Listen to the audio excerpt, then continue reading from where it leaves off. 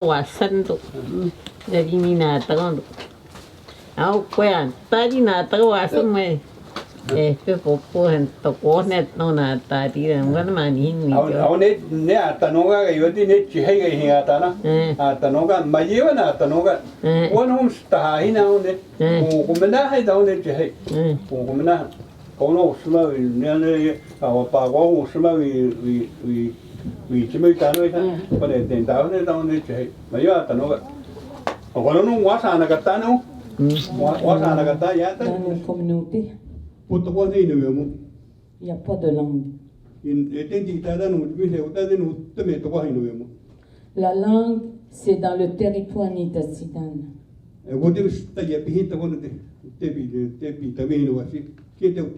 Dans nos communautés ou dans nos villes, on a juste un petit peu la langue.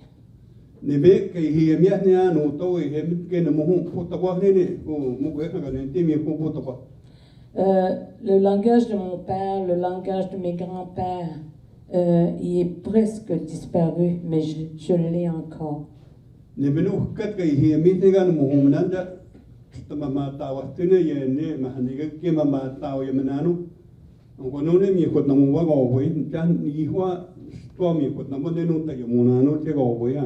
Le langage, l'écriture, le langage de mes grands-pères, de mon père, il y avait une écriture puis un langage aussi, mais à l'arrivée des missionnaires, tout a changé.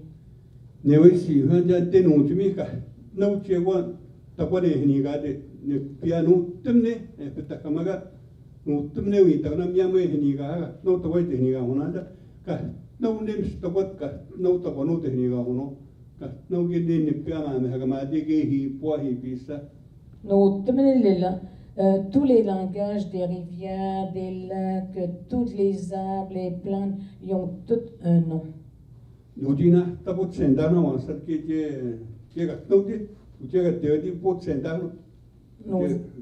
Les jeunes, aujourd'hui, maintenant, les jeunes, ils ne comprennent pas le langage. Ils n'ont pas ce langage-là. Elles ont appris de leur mère dans ce monde de chasseurs que l'homme part et revient, mais qu'elles resteront durant les absences, longues ou courtes, obligées ou fugueuses. Une image est imprégnée dans ma tête. Ma grand-mère est debout sur le palier de sa maison. Elle observe l'agitation qui se passe au bout de la rue. Le regard sévère. Un géant de 6 pieds, gros et baraqué, crie et serre les poings. Il hurle pour que toute la rue entende les menaces qu'il profère à son foyer. Ma grand-mère lève la tête, le géant l'aperçoit. Prise sur le vif, l'homme en colère redirige ses insultes vers elle. À son tour, ma grand-mère se met à hurler, le poing levé et fonce vers lui. Le regard sans pitié d'une ours noire. Le géant prend peur, il se dégonfle. Il s'enfuit en marmonnant, se souviendra toute sa vie qu'on ne doit jamais chercher querelle à une femme qui a porté 18 enfants.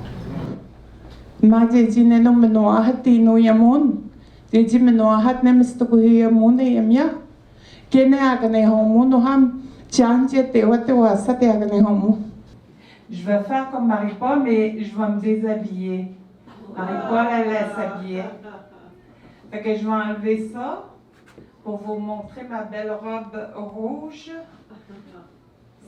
C'est significatif pour nous, les femmes autochtones, les robes rouges. C'est le symbole des femmes autochtones assassinées et disparues. Ma grand-mère, elle n'est jamais revenue. Elle a été hospitalisée à l'hôpital de Montjoly, Marie-Louise Lalo. On a dit à mon grand-père et à sa famille qu'elle était morte et qu'elle avait été enterrée à Montjoly.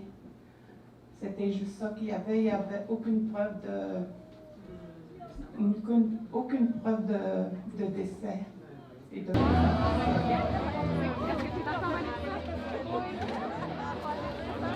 se demandent dehors que dedans. Regarde, on va mettre ça dans ton haut un peu, ok? C'est de la glace. On va y mettre en haut. Ah, tu vois? C'est froid. Non, ça fait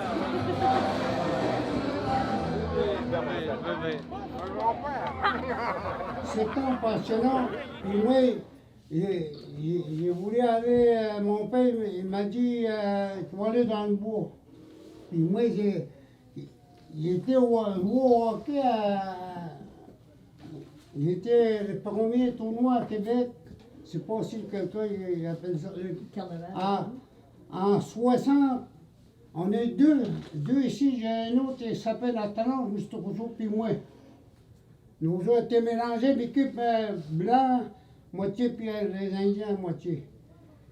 Puis nous autres, moi j'étais parti, puis moi là, on était choisis pour jouer au CCP. Puis moi j'ai parti le mois de septembre. J'ai parti dans le bois avec mon frère qui est décédé, Antoine. Puis là, dans le mois de décembre, on est venu avec mon frère au mois de décembre. Puis le petit avion à Cessna, on s'est passé à Natashquan, la petite rivière Natashquan, il a posé un petit Cessna, là, il est venu me chercher. Puis là, j'ai connu mes instructeurs. Ils ont venu, je ne sais pas, peut-être c'était une snow, comment ça s'appelait? Snowmobile. Un snow, là, un snowmobile, là, oui. Ils ont venu chercher, ils ont pris un snow pour me venir chercher ici. Puis, ils ont parlé à mon père. Il dit, mon père, il est venu chercher ton garçon. Pourquoi? Lui, il a été choisi, ton garçon, pour jouer à, je ne sais pas, pour l'entraînement. Non. Juste pour vous dire que ce qu'il rencontre, c'est les Boston. Ah oui? Oui. Ah les oui? Bulls de Boston. Puis mon père dit non. Il dit non. Tu ne gagneras pas, mon fils. Tu ne gagneras pas l'argent avec mon fils. Moi, j'ai dit, mon fils, il va aller dans le bois. Comme les madames là, qui ont des maladies sur la vessie. Là. Ouais. Quand madame me dit j'ai mal aux vessies, là, j'ai de la misère à pisser. Là, moi, j'ai fait bourrer une couille de castor. Les glandes, les couilles. Et là, mais les glandes, c'est tondreux. Oui, en même temps. Là, je la fais bourrer un petit peu d'eau. Là, oui, ça se boit. Là, je la fais boire tout de suite. Avec l'alcool? Pas d'alcool? Non.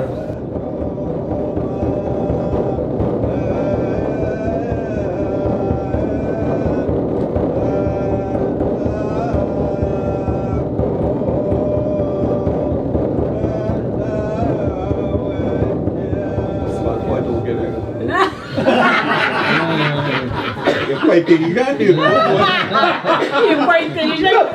C'est le castor qui est intelligent.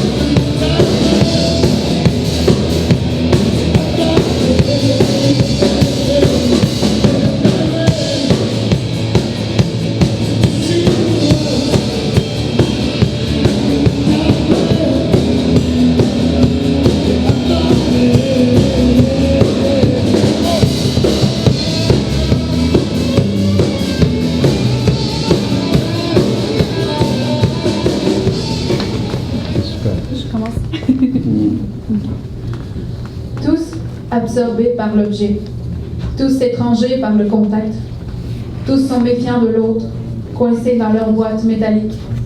Qu'est-ce qu'ils sont devenus? Où est passé le peuple, autrefois maître de la langue?